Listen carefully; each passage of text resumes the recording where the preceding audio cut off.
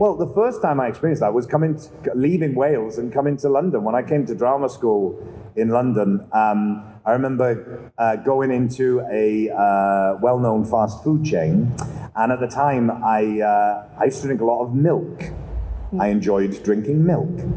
And I would go into this well-known fast food chain who sold cartons of milk, and I would say, can I have some milk, please? And the person would go, what? Say some milk, please. What? And I'd say it over and over again. Now, I don't know. I mean, it's not that different, is it? Milk and milk, or whatever. My accent must have been so strong that they couldn't understand that I was saying milk. So that was the first time I was like, oh, I speak differently to people here.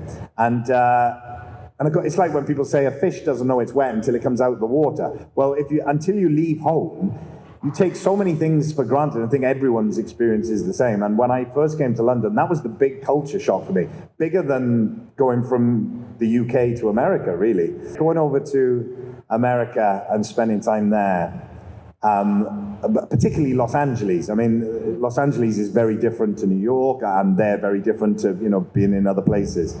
And I did find myself having to, if I was on the phone, and ordering something, I would sometimes have to just put on an American accent in order to be understood.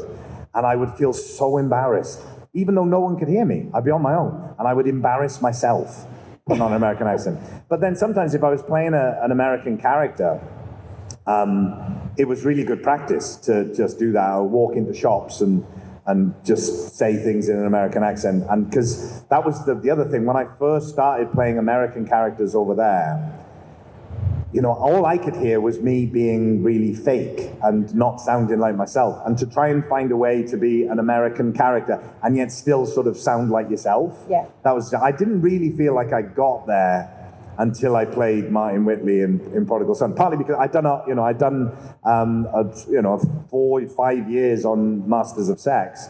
But thank you very much, Masters of Sex. That's for the Masters of Sex fans. But because that character was so different to me, I mean, that was the kind of challenge with playing that character, was I set myself the challenge of playing the most unlikable man in the world, and then try and get an audience to kind of sympathize with him as time goes on, as he changes. But it meant that the character was quite far from me. Whereas when I played Martin Whitley, I tried to make him as like me as possible. And I don't mean that I kill lots of people. I mean that he's sort of very kind of, he's trying to be funny and charming and all that kind of stuff, and kind of relaxed and playful. And then just let the mask slip every now and again. So by that point, I felt comfortable enough with an American accent for my own sort of personality to come through a bit more. And, if it slips a bit, it's fine. People always say, you got a bit Welsh on that. And it's fine. Sean Connery got away with it, didn't he?